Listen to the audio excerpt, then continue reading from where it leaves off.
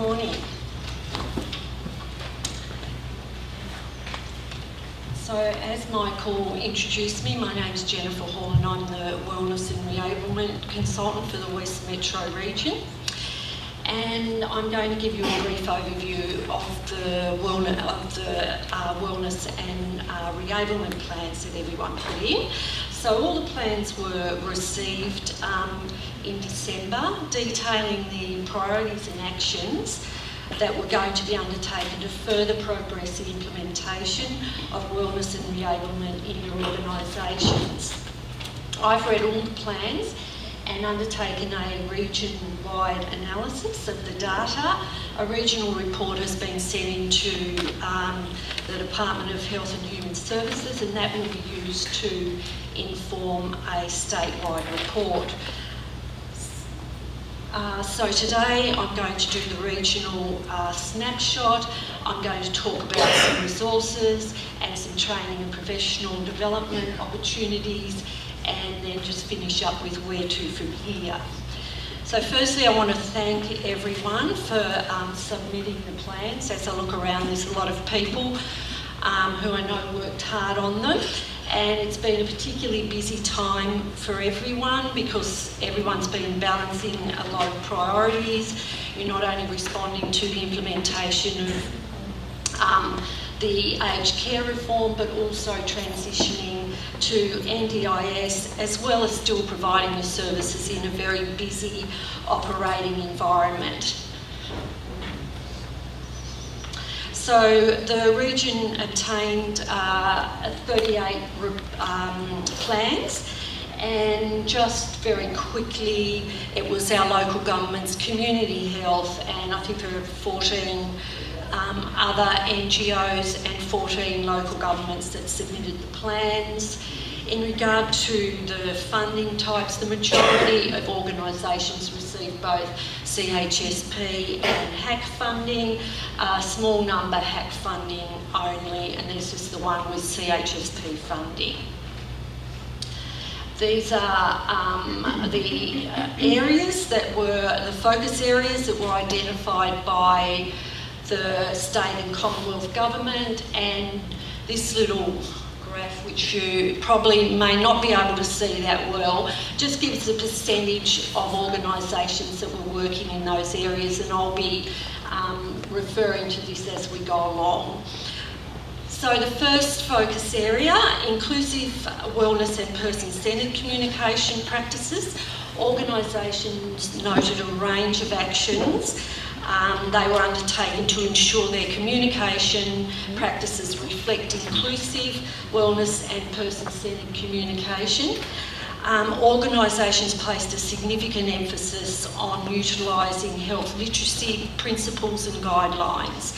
The actions could broadly be grouped into three areas. A large number of organisations are auditing and revising general service information and tools, along with promotional material, redesigning their websites, pages, content, etc., to reflect the health literacy and wellness and reablement principles. Building staff capacity, particularly around health literacy and diversity, was a priority for many organisations.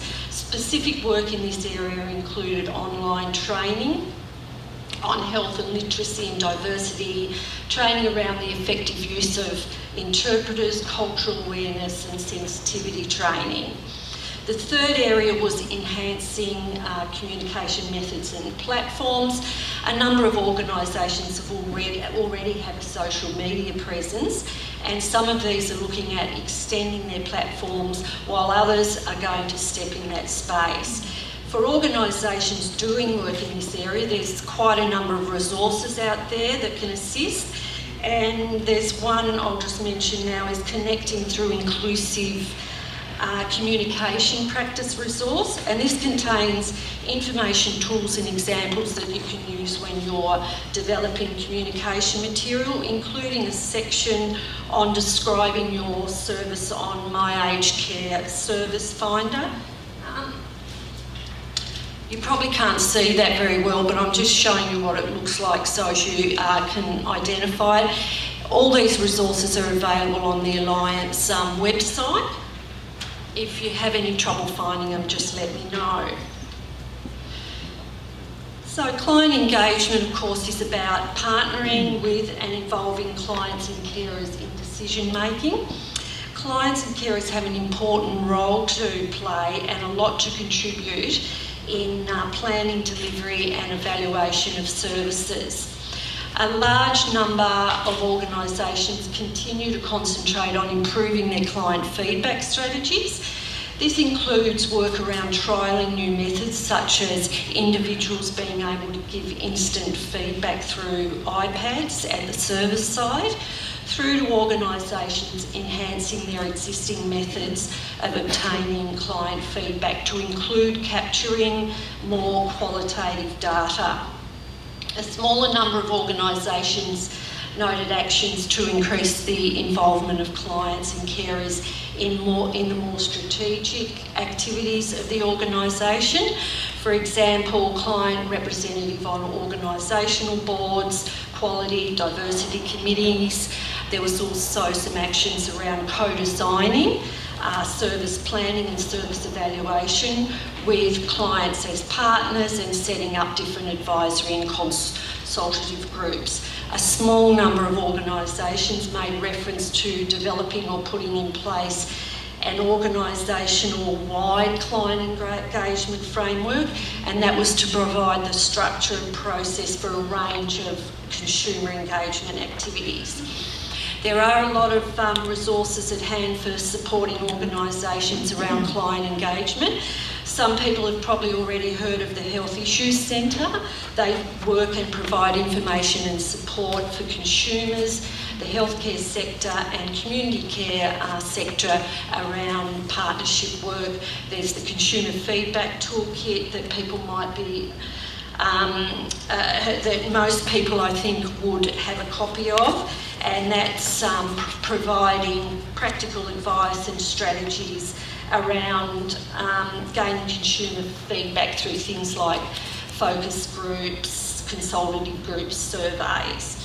And there's also a range of co-design and co-production resources on the website as well.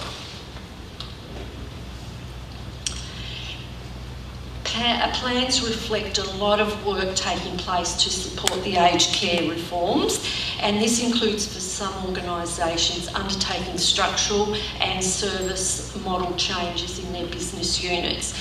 With the introduction of My Aged Care and the separation of the regional assessment services from service provision, this has meant a change in practice, systems and processes for many organisations.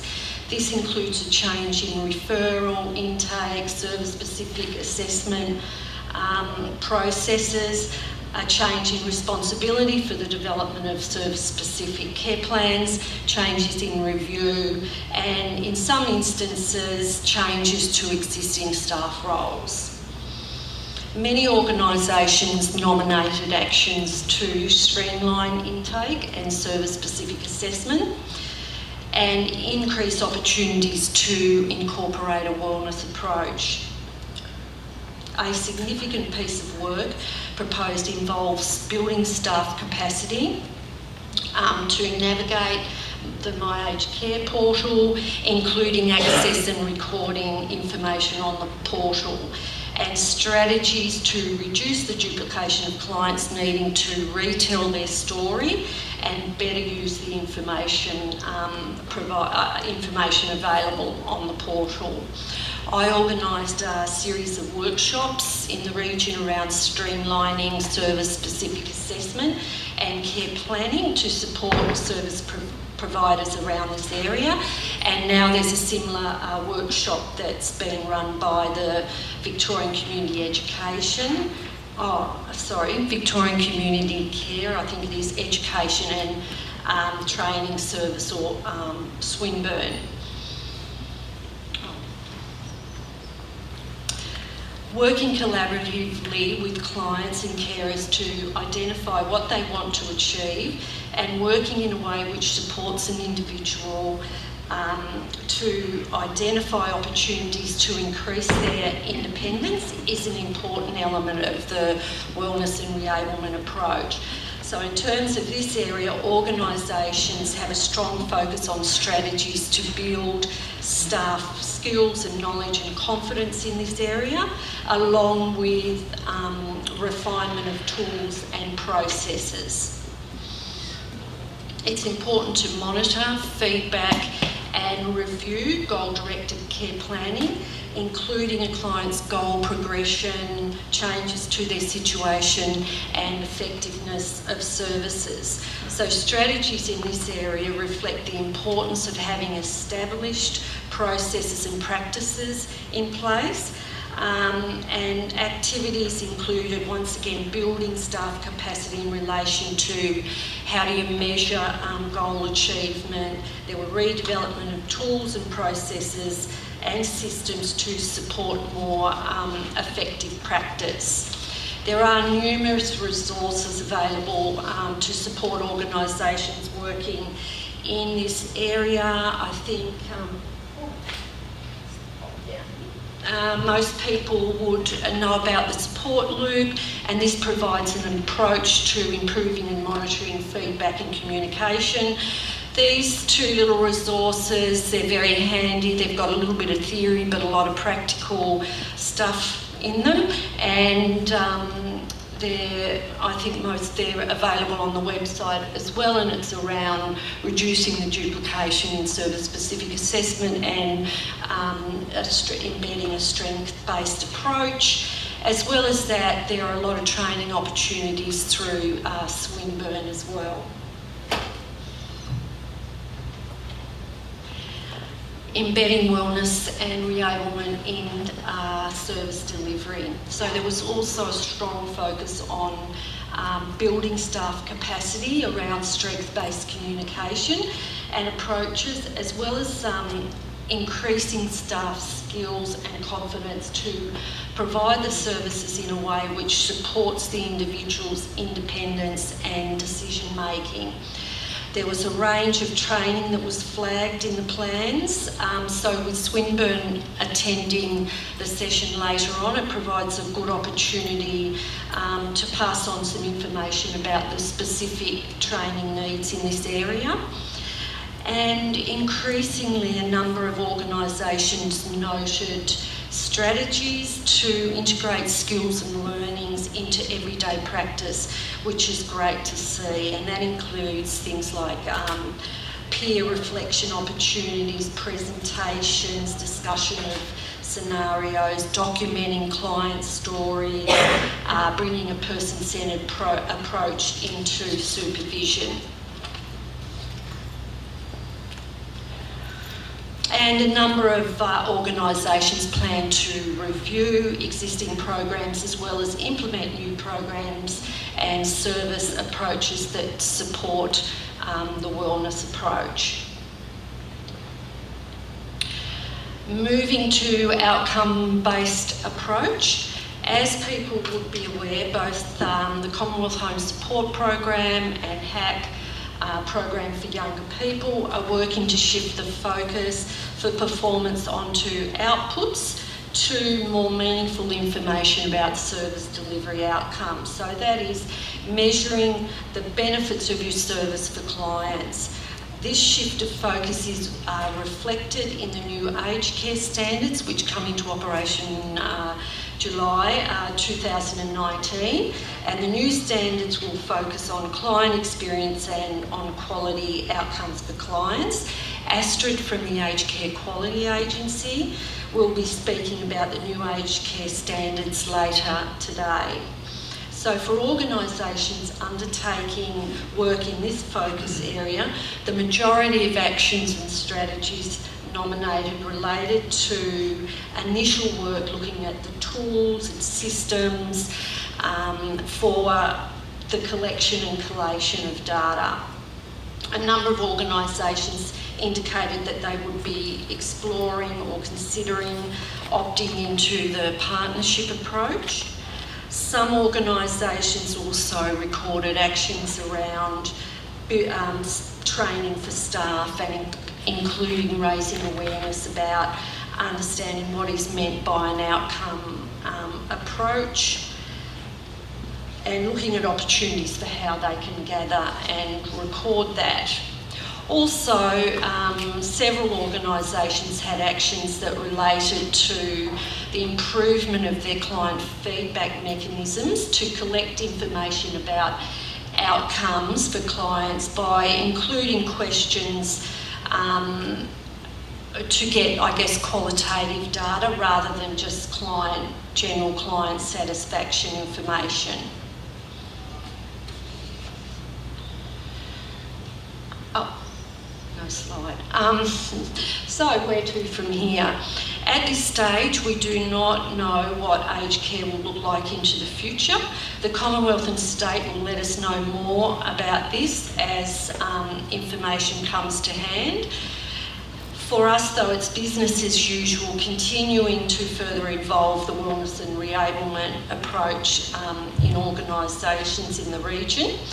I've started booking visits with organisations to hear more about initiatives to build a better understanding of the work being done, what the challenges are, and also to listen to what will be helpful or how the sector development team or the Alliance may be able to assist the work that's being undertaken to assist people to implement their plans.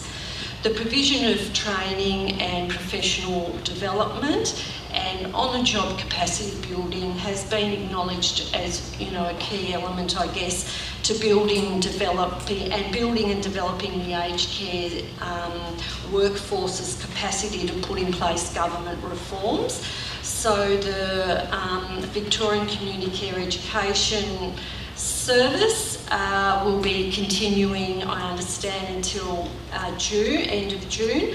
So this is a good way of you can use the feed into what training may be available, and then use this as a way of capacity building around wellness and reablement and other areas as well, of course.